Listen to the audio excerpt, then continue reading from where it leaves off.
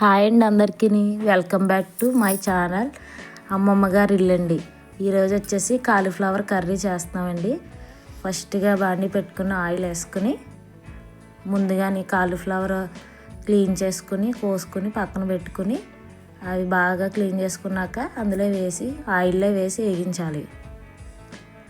బాగా వేగించుకోవాలి. అవి గోల్డెన్ కలర్లో వచ్చే వరకు బాగా వేగించుకోవాలి. బాగా వేగిన తర్వాత ఆనియన్స్ అవి కట్ చేసుకుని పక్కన పెట్టుకున్నానండి. ఇవి వేగాక పక్కకు తీసుకోవాలి.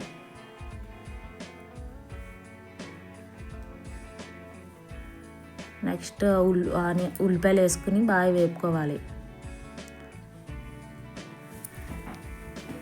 ఉల్లిపాయలు బాగా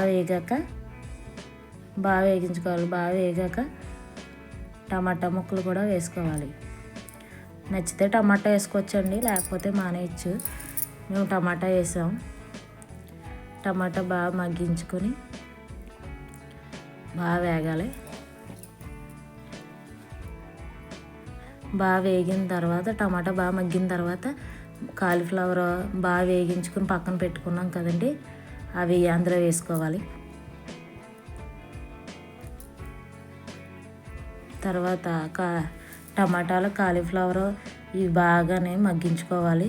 బాగా వేపుకొని బాగా మగ్గించుకోవాలి.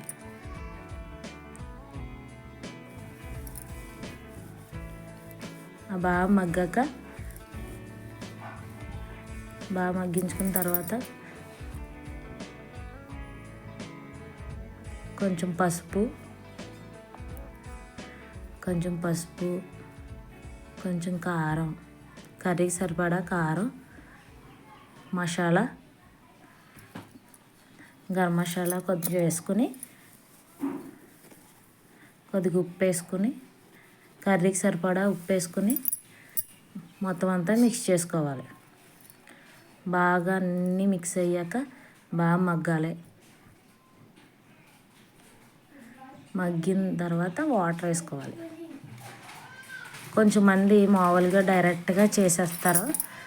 నేనైతే వేపుకొని చేసుకున్నాను.